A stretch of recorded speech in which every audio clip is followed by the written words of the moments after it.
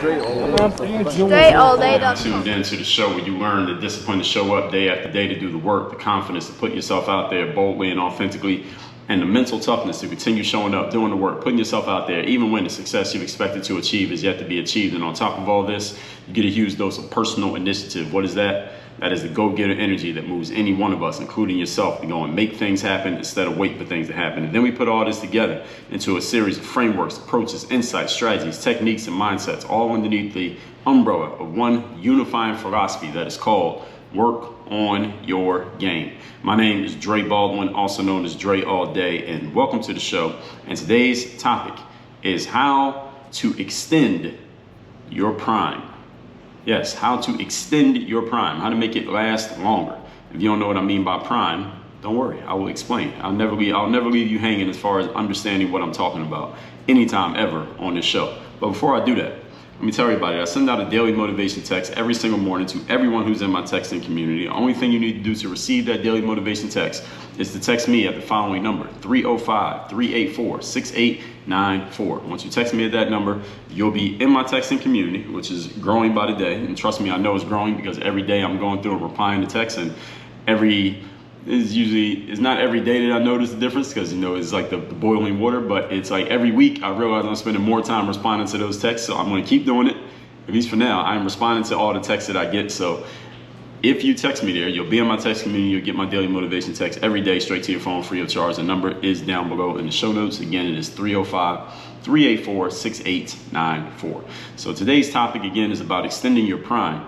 Now in sports, when we say the prime, and the prime is not just relegated to sports, but this is in every area. But I thought of it because I was thinking about the prime in sports. Why do some athletes' prime last longer than others? And for the most part, it is based on the things that those athletes, or we as people, is based on things that we do. It is not just some random lottery. So in sports, the prime is the time period. What we're referring to is the time period when an athlete's mental grasp of the game that they're playing coincides with their physical ability to do the game at its highest possible level. So usually that mental grasp of a game, any game, it takes a little bit of time to develop. So there may be a few years into the career, and different sports, the primes are earlier or later because the shelf lives of athletes are earlier or shorter or longer. While at the same time, the physical ability of an athlete in a sport, it rises over time as an athlete gets into the pro ranks and is competing against the pros, which brings them to a higher level just because of their associations. Then the training that they're getting and getting used to what's going to be expected of them, it rises and it peaks at a certain point. And then it slowly starts to taper off, and it's like the downside, the descending action, so to speak, of that athlete's career. So the prime years for athletes and for any of us is somewhere in the middle. Usually kind of in the middle of a career where you hit those peak years when you're performing at your best, and then you slowly start dropping off when you're no longer physically able to do it as well anymore. While your mental acuity stays sharp, your physical ability starts to drop, and when your physical ability drops below a certain level, it doesn't matter how much you know it mentally, you won't be able to keep doing it because you physically just can't keep up with the young group that is coming in. And sports is a game for younger people. And we can apply this also to all of life, and that the prime years are the years where, again, over time as humans, it takes a while for our brains to develop, for us to get smart enough to understand ourselves, first of all, to understand other people, to develop the maturity to deal with other people in a mature, rational way, and not always thinking only about ourselves, but also understanding the entire chessboard, so to speak, of what's going on with other people. It takes time for us to develop that ability as humans, while at the same time, our physical ability to do something with that, so that basically keeping our energy up high enough that we can do something about all the things that we know mental, physical energy, mindset energy, and also our actual from the neck down, that energy. So that peak. And these peaks, again, they can come earlier or later for all people, but we all have these prime years. We all have them. And what we're talking about here today is how to make that prime last longer. And in between the lines of this, you're going to understand why some people's primes are shorter than others, even though they're in the same space. So since we know it takes time to develop the mental ability and the physical ability, it comes and goes for all humans at some point. That prime is somewhere in the middle. Today, we're going to talk about extending it for any of us and in anything. Point number one. Today's topic, once again, is how to extend your prime. First thing you must do, You want to extend your prime, meaning you know what it feels like to be at your peak. Maybe you, right now, maybe some of you are listening to this. I want to make sure I'm giving you some, what do I call this? A glimmer of hope. It's more than a glimmer. Let's call it a spark of hope for anyone who's listening to this, is that even if you feel like mentally you're sharp, but physically you're not in your prime anymore, you know what it was like in your prime, but you're not there anymore, it is possible to hit a prime, go down, and then come back up. You can get back up to that prime again. So the prime is not like a one time the window is open, then it shuts and it's closed forever. You can reopen that window. Just in case anybody was wondering, is it possible to reopen a window of the prime? Yes, it is. So here's the first thing you must do if you want to extend or recapture your prime, because we can call it that as well. You must know the disciplines and stick to the disciplines. Now I'm letting that one sink in, because disciplines are things that usually the disciplines are things that people know what they are, or at least they have a pretty close enough idea what the disciplines are. The challenge is not knowing the disciplines. Everybody who's listening to this who knows about discipline, you know what I'm talking about here. The challenge is not knowing what the disciplines are, is it? No. The challenge is actually doing the disciplines. That's why this point is stick to the disciplines. It's not learn the disciplines. It's not get information on disciplines. It's not find out what the disciplines are. No, you already know that. The challenge is sticking to the disciplines. This is the third day, right here. Sticking to the disciplines. That's what the third day is all about. Knowing what the disciplines are is easy. Sticking to them is the hard part. And that's why it's the third day, because not everybody wants to do it, even though it's an open secret. I tell you that right there in the book, the third day. I think it's in the first chapter of the book. The third day is an open secret. That's the reason why it's an ethical unfair advantage, because it's not some secret that you're hiding from the world and when they find out your advantage disappears. No, this is a secret that everybody knows, yet nobody wants to enact. That's what gives you an advantage, is something that anybody could do, but nobody wants to do. That's what makes the third day an ethical unfair advantage. In episode 2013, we talked about doing the same things the same way every time. That is the discipline. That's what keeps you in your prime. The disciplines that allowed you to get to your prime, you have to stick to and stay vigilant with in order to stay in your prime. And if you want to bring your prime back, any of you who's out of your prime, you feel like you have passed it, but you want to get it back, those disciplines that got you there in the first place, that might have been easy for you back then, or maybe you weren't even thinking about them, you were just doing them without thinking, or maybe you were doing them because there was a certain mechanism or environment that you were involved in that made it easy to stick to them. Okay, now you got to do it on purpose. Now you might have to push yourself a little bit harder to do it. This is just the game that you're in, called life. The disciplines that got you into your prime and kept you there when you were there, you got to stay vigilant and sticking to those. As they say, dance with the one that you came with. All right, if you're in your prime right now, think about what it is that got you there. And now think about how willing are you to keep doing it. The longer you're willing to do it, the longer you can stay in your prime. I would always wonder, as an athlete and as a fan of sports, I look at athletes and I would see athletes have their, these great 1 or 2 year span, and almost every athlete has this. There are few and far between who are able to get to that peak level and kind of stay there for an extended period of time. But for a lot of athletes, it's like 1 year, 2 years, maybe 3 years for some athletes. And I always wonder why some athletes will have this great season in a period that we expected to be their prime years, but then they couldn't keep it up. The year after that, they not as good, and the year after that, not as good, and the year after that, they just get lower, they just slowly taper off.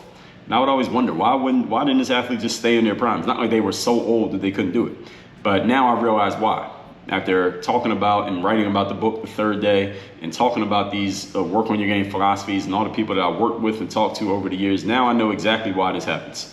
And this applies not only to athletes, but it applies to people like you and me as well, is that people simply do not put in the same dedication the next year.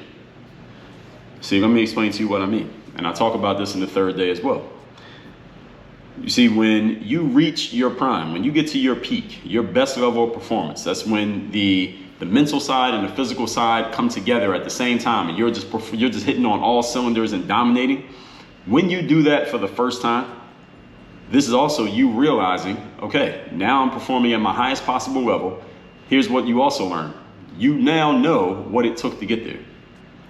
And now that you know what it took to get there, many of you might think, if you haven't hit this level yet, you might think, as soon as I know what it takes to get there, I'll just do it over and over again and I'll be great. This is usually what I hear from people who have not yet hit their primes.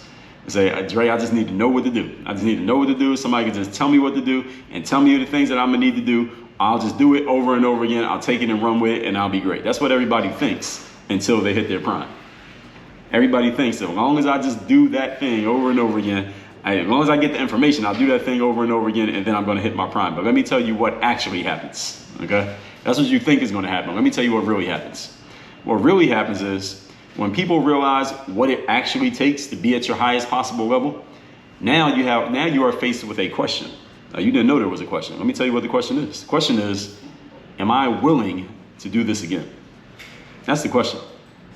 Because for you to be at your best possible level is going to require a significant amount of dedication, discipline, sacrifice, mental toughness, you probably doing some things that you don't really want to do but need to do, and not doing some things that you do want to do but should not be doing. That's what it requires, all of that at the same time for you to be at your best. Now here's the question: how long are you willing to deal with that kind of lifestyle? Let me go through that list again. Because see, now this is where the equation changes. See, it sounded all fun and games a minute ago, didn't it? Now, let me tell you what the equation is. For you to be at your prime and stay at your prime, here's what you need to do. You need a high level of discipline, dedication, mental toughness, sacrifice, doing a bunch of things that you don't really want to do, but you need to do, and not doing a bunch of things that you really want to do, but should not be doing. You got to have all of those happening at the same time and keep doing them consistently. The same things, the same way every time for as long as you want to stay in your prime. How long are you willing to live that kind of life? Now, I'll tell you what's happening right now because I know my audience. Those of you who have never been at your prime yet, you are like, Dre, I'll do everything that you're saying right now. I'm willing to do it. I'll trade my whole life just to do that, and everything will be perfect. If somebody could just show me how to do it, I know I'll do it. I know I'll do it. I know I'll do it. That's what everybody says before they get there. So I understand you. I hear you. I believe you. But that's what everybody says. All right, I believe you, and at the same time, trust me, I believed everybody who said it before you said it, and I believe everybody who says it after you. Not saying that you won't. Somebody's going to do it, but I understand. Now, the rest of you who know exactly what I'm talking about right now, you're laughing in spite of yourself because you know exactly what I'm talking about. You know exactly what I'm talking about. That discipline, that commitment, that sacrifice, that mental toughness, that staying away from things that you want to do but shouldn't, and doing things that you don't really want to do but need to. All right, are you really willing to give up those things? Are you really willing to do those things? Are you really willing to be that disciplined? How long are you willing to do it? Because see, as soon as you start compromising, all right, you start slipping out of that prime. And again, those of you who have been there before, you know exactly what I'm talking about. Those of you who haven't, you don't know yet, but you will know. You think you know, but you don't know. You will find out very soon though. And some of you don't know anything about what I'm talking about right now. Just keep living, you will. And those of you who might have already hit your prime, maybe you're in it now, maybe you have passed it and you're thinking about getting it back now that I'm talking about this. If you really think about it in your own life, you've been here. Maybe you weren't cognizant of it or conscious about it, but you've been there. And you can get it back, but I'm letting you know what it's going to cost you. All right, it ain't free. Success is not free. Everybody following me so far?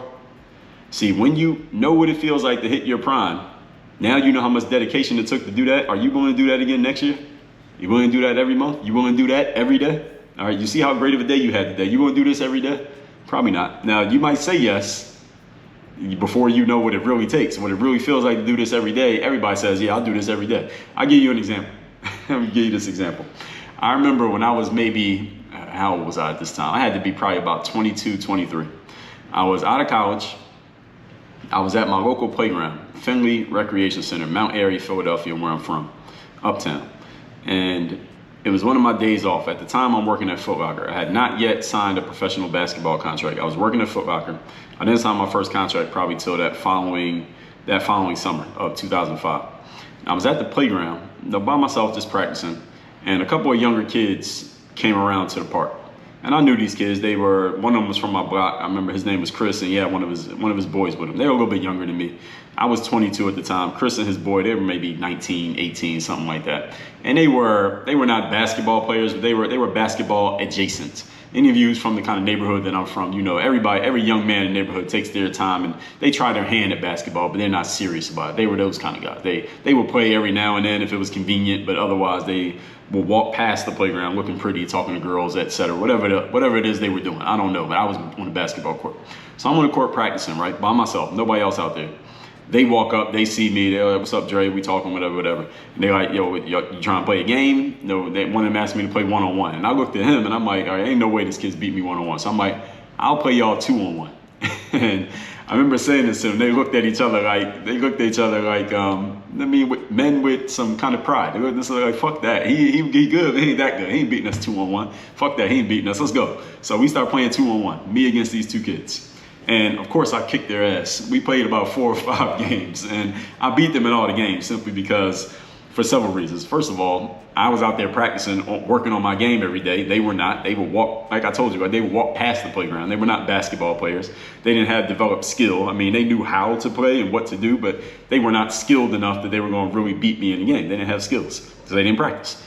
They weren't basketball players. So that was one reason. Another reason, I was in much better shape than them because I'm on the court actually practicing. These guys were weed smokers and stand on the corner guys. They didn't have the wind to keep up with my energy to beat me in a game of basketball. So it was basically the 2 reasons why I won. And I was just better than them, period. More athletic, taller, all of that stuff.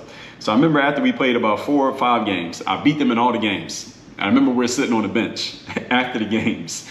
And the other kid, not Chris, but the kid that he was with that I didn't even know, I remember he said to me, he was like, yo, Dre, how often, at this moment they're feeling a little bit motivated, right? Because I just kicked their ass in this game and they're feeling a little bit motivated. He's like, Dre, how often you come out here? What days you come out here? I'm trying to work out too. I'm trying to get better. And I'm looking at this kid like I know he's full of shit because I am from this neighborhood. I'm out here. If anybody's out at the playground, I'm out there. I know everybody who comes to the playground. Never seen this kid before in my life and never seen him again after that. It's the end of the story. But he's talking about what he wants to do, how he wants to get better, et cetera, et cetera. And I didn't heard this speech so many times from so many basketball players that I've played or worked out with or played one-on-one. They talking about all this stuff they want to do to get better after they realize how not good they are after playing against somebody who's better than them. And I never seen this kid again. The whole point is it sounds motivating and inspiring to do all the work it takes to get good when you're just talking about it. It's a whole other thing when you got to actually show up and do it. And that is what my entire book, The Third Day, is about. How do you find that energy and that mindset to show up and do it every single day? And let me give you a hint, motivation ain't gonna do it. Motivation ain't gonna be enough for you to do it. Motivation will get you out there maybe on the first day, and the second, maybe half of the second day, ain't gonna get you out there on the third day. What's going to bring you there then? And I know many other basketball players who I've played with, worked out with, took through workouts. I remember a friend of mine, I took him through a workout once. This was same neighborhood, years later though. I was just practicing. He was like, yeah, I'm trying to get good, get in shape, whatever. I'm like, all right, let's do this workout. So he's like, let's do a workout. So I said, let's do a workout. He's like, all right, let's go. So we started doing a workout and I'm doing drills and I'm having him do the same drills that I do. Now, these kind of drills require you be in some pretty good cardiovascular shape because they require a good amount of running and moving and nonstop, all on a basketball court, but finishing jump shots, layups, no sprints, all this stuff. And I remember this particular guy, not gonna say his name, but if he's listening, he knows who he is. He's also a weed smoker. There's a lot of weed smokers in the neighborhood I grew up in. I never got into smoking weed. But anyway, he was a weed smoker, so his lungs were not as strong as they needed to be. So as we're doing this workout, he's like one of his lungs about to fall out of his body. And he's out of shape completely. We finished the workout, and I remember him saying to me, it was almost the exact same situation from years before. We're sitting on the bench after the workout. He's like, man, we could do this every day. Yeah, that's what he said. Did we ever do that workout again? No. This is the whole point. It sounds good when we're talking about it. Are you really ready to show up and do it every single day? We'll find out. Don't tell me. It's easy to talk about it. Don't tell me that you want to show up every day. Just show up every day. It's much easier, on the other hand. Let me tell you what people usually do. And this is what both of these stories I just told you they did. Many of you who's listening to me right now, you did, or you're doing right now. And many of you who think you're going to show up every day to keep your prime going forever, this is what you're actually going to do. And I'm not saying it to be negative. I'm just telling you how the odds play out. All right, this is straight probability. Now, if I was a betting man, this is what I would bet on because this is what I've seen over and over and over again because human beings are human beings. It is much easier to relax. It's much easier to do just a little bit less than you did before. It's much easier to show up just 30 minutes later to the gym. It's much easier to do not an hour-long workout. Let me do a 45-minute workout. It's much easier. I'm not going to drink 8 bottles of water a day. Let me just drink 5. Like, it's much easier to just do that. Why? Because it takes energy to do this stuff every single day. It takes energy to stay at this level. I'll give you another example from the professional levels. Now, this one is more of a, what's the word I want to call it? It's more of a, damn, I just had the word in my head, but I lost it. It's more of an inference that I'm going to make on this one, because I don't know this one to be 100% true, but I'm going to infer. Anybody who might know more, you can get in touch with me. So one player that I really liked watching play when I was a basketball player is a guy named Dwyane Wade. Now, Dwyane Wade played for, down here in Miami Heat, Hall of Fame player. Definitely the greatest player to ever play for the Miami Heat, absolutely. He's the one who lured LeBron James to come down here and play for 4 years. They won a couple championships together. Wade won a championship here with Shaquille O'Neal back in 2006. No, he's retired now, Hall of Famer, great player. One of my favorite players to watch, Dwyane Wade. Now, Dwyane Wade, I remember in 2008, he had been suffering from some injuries. He had already won a championship. He'd been suffering from some injuries. He basically cut his season short during the NBA season because he had a knee injury, a shoulder injury. He wasn't himself. He was still pretty good, but he wasn't the Dwyane Wade that we all had come to know and love. So he cut his season short and he flew up to Chicago, where he's actually from. And he spent months. First, he got surgery on his body. Then he spent months rehabbing with this guy named Tim Grover. Some of you know Tim Grover's name not from being a basketball trainer, but because he wrote a book called Relentless. The book is all about mental toughness and mindset. Tim Grover's Michael Jordan's old trainer, but then he trained a bunch of other players, Dwyane Wade being one of them, Kobe Bryant being another. So Dwyane Wade flies up to Chicago, and he spends the spring and the summer training with Tim Grover. Now, in the summer of 2008, some of you may remember, sports fans, was the Beijing Olympics. Summer Olympics, and that was the Team USA basketball team, aka the Redeem Team. This was LeBron James, Carmelo Anthony, Dwyane Wade, Chris Paul, Kobe Bryant, Chris Bosh, really good team. They went and won gold. Dwyane Wade was on that team, and Dwyane Wade had kind of like it was like his comeback song that summer, because a lot of people were thinking, man, this dude, he keeps getting injured, he keeps missing games. Dwyane Wade had a lot of injuries early in his career, but after that spring and early summer working with Tim Grover, Dwyane Wade comes and plays for Team USA. He's looking amazing. Besides Kobe, Dwyane Wade was probably the best player on that team. Actually, if there was an MVP of that Team USA, it probably would have been Dwyane Wade. Now, Kobe made some great plays in that whole situation for Team USA. He might have got it just because Kobe was Kobe. But if we were picking an MVP for that team, it might have been Dwyane Wade. But anyway, he has this great run with Team USA. They win the gold medal. Dwyane Wade comes to his season for the Miami Heat that year. And the Miami Heat team was not a very good team. That was a very, very mediocre team. Now, if there was a picture of a mediocre basketball team, that Miami Heat team, 2008, 2009, their picture would have been in the dictionary next to mediocre. That's what kind of team that was. But because they had this guy, Dwyane Wade, and that year, Dwyane Wade was a fucking superstar. He carried that team. They actually made the playoffs, a team that otherwise would not have made the playoffs with anyone who was. If you replaced Dwyane Wade that year with someone who was 80% as good as Dwyane Wade, that team was not coming close to making the playoffs, but they made the playoffs. They lost in the first round. I think that was the year they played the Atlanta Hawks. They lost in 7 games to the Hawks. But Dwyane Wade that year was fucking amazing. He didn't win MVP. It was as close he probably would have come to winning MVP was that year. He was great that year. I mean, played every game, led the NBA in scoring. He had all kinds of highlights. He's dunking on people. He's doing all kinds of stuff. And people are like, oh, this is the full Dwyane Wade experience. All of that happened after he had spent a spring and a summer training with this guy who was known as one of the best basketball trainers out there, this guy, Tim Grover. Now, here's what happened though. The next year, Dwyane Wade had another great year, 2009, 2010. That team lost in the first round again. In the summer of 2010, LeBron James comes to Miami, and the rest becomes history with the Miami Heat. Now, 2 years after that, 2012, the Miami Heat are in the NBA Finals. They're playing against the Oklahoma City Thunder. However, they have a challenge that Dwyane Wade was starting to have trouble with his knee again. Like the same knee that he had gotten operated on years earlier, and Tim Grover helped him come back and be dominant. Now this knee is bothering him again. And luckily, they got Dwyane Wade's knee to play nice long enough that he could keep playing, and they won the 2012 finals. They won again in 2013. Then by 2014, Dwyane Wade was breaking down again. And after 2012, that year when Dwyane Wade did well enough for the Heat to win the finals, he was never the same after that year. 2013, he was good, but he wasn't great anymore. Then he kept playing. 2014, 15, 16, I don't know what year he retired, maybe 17, 18, one of those years. But he slowly just started tapering off after that. He was never the same guy after probably 2012.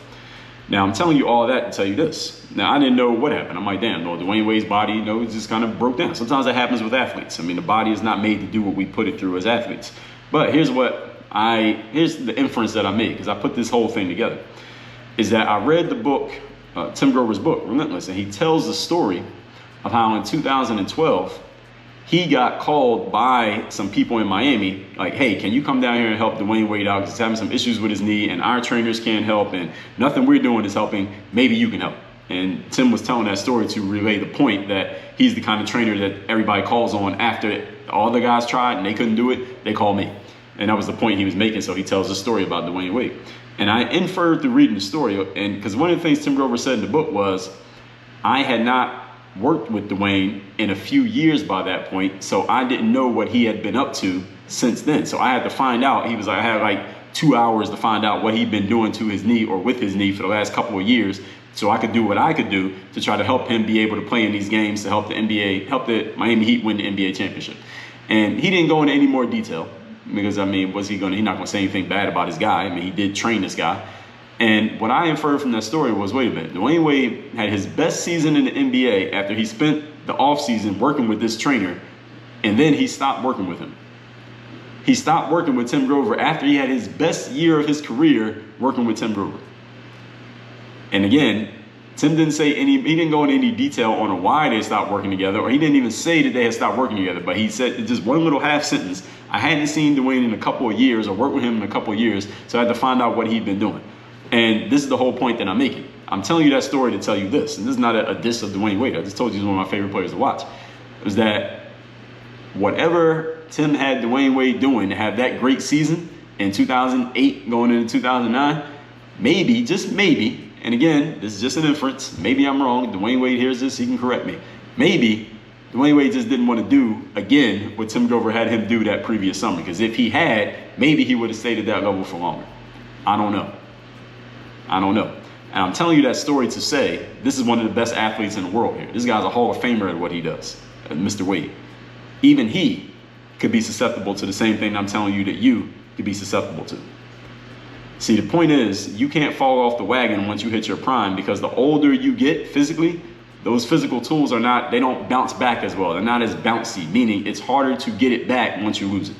You got it? And that was just point number one. Let's move on to point number two. Today's topic, once again, is how to extend your prime. Number two, accept that your maintenance investments will increase as time goes on.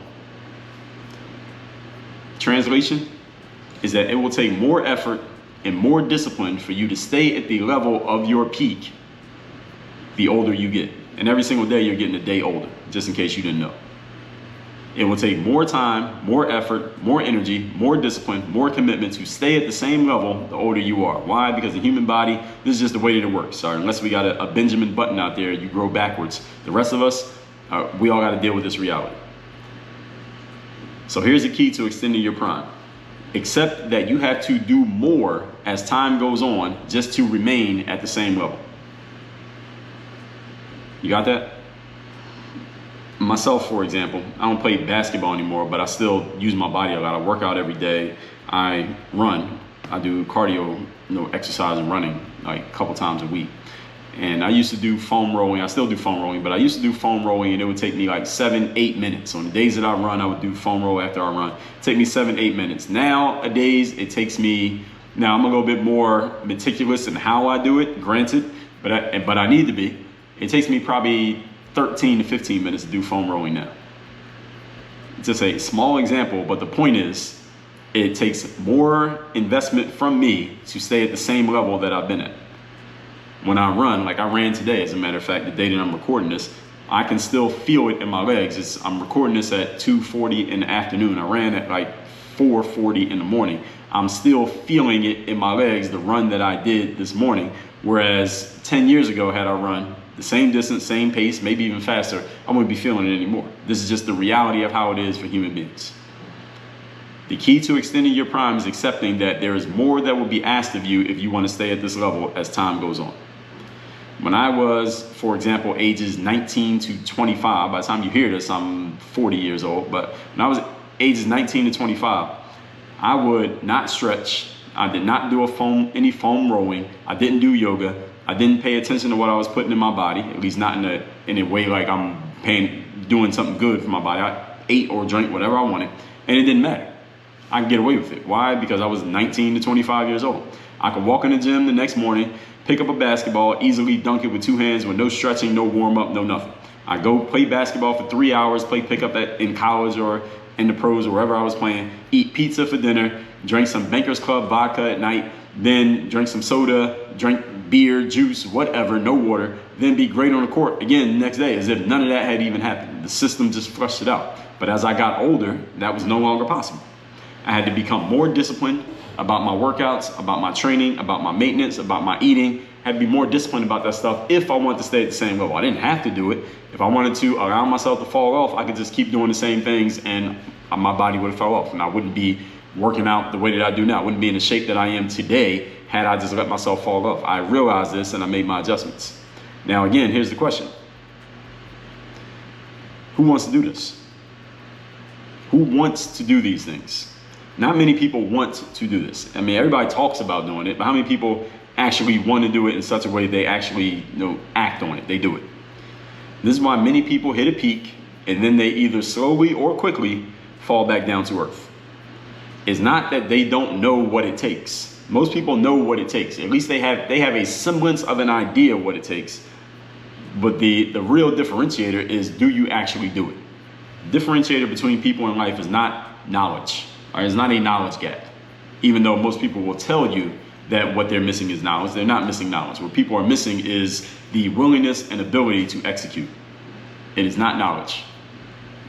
Next person who tells you that knowledge is the reason they're not doing something that they say they want to do, call bullshit. They are not missing information. What you're missing is execution. Point number 3. Today's topic, once again, is how to extend your prime. Number 3, be intentional about it.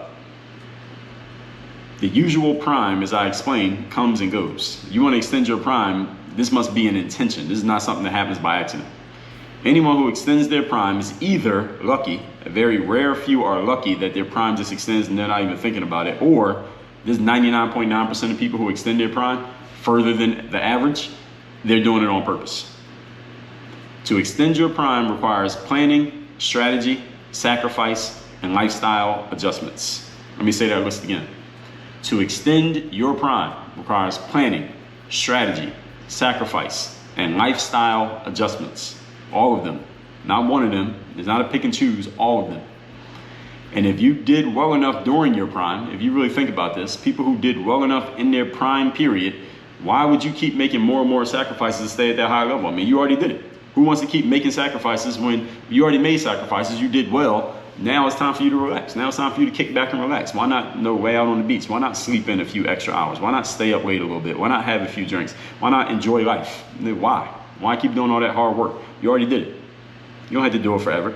I mean, these are rationalizations that we give ourselves, and I'm not telling you that you're wrong. It's your life. You do what you want to do. Just notice what the topic of today's episode is, how to extend your prime. If you want to extend your prime, this is what it's going to take.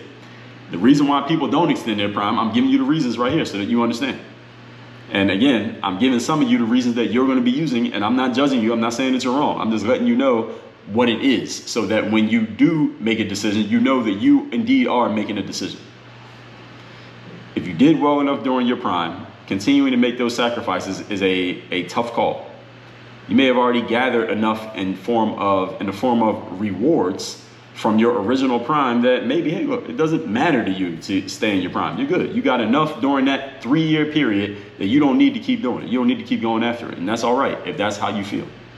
But this is why, this is why I admire somebody like Michael Jordan, who I talked about in episode 1217, Virtual Mentors Volume 5 was on Michael Jordan, is that he was able to extend his prime for several reasons. One of them because his desire to continue creating success in his line of work, being a basketball player, was greater than his desire to relax and rest on his laurels. Even though he had more results than anyone else who was playing, his desire to keep winning anyway, despite the fact that he had already out-achieved all of his peers, that desire was strong enough that he did the things necessary to stay at his prime level. Now, I don't know Michael Jordan personally. I was not in the room in any of his training sessions, but looking at his results and looking at his peers and look at how many of his peers were unable to sustain their levels versus him sustaining his level, I know that was training that went into that. That wasn't luck. That was training. That was intentionality. He was doing it on purpose. That is not something that just randomly happened. All that said, let's recap today's class, which is how to extend your prime. In sports, the prime is the time period where your mental grasp and your physical ability combine at the same time, and that period, it comes and usually it goes. Because that mental time takes time to develop, the physical ability rises and peaks, then it drops. So today is about how we extend that prime in anything. Point number one, stick to the disciplines. This is the third day. Same things the same way every time. The disciplines that got you to your prime, you must stay vigilant in sticking to them. Many people are not able to keep that level up because they are not willing to give the same dedication that it took to get there once they realize what it takes to get there. It is hard to stay at that level because it takes a lot of dedication, a lot of discipline, a lot of mental toughness, and a lot of sacrifice.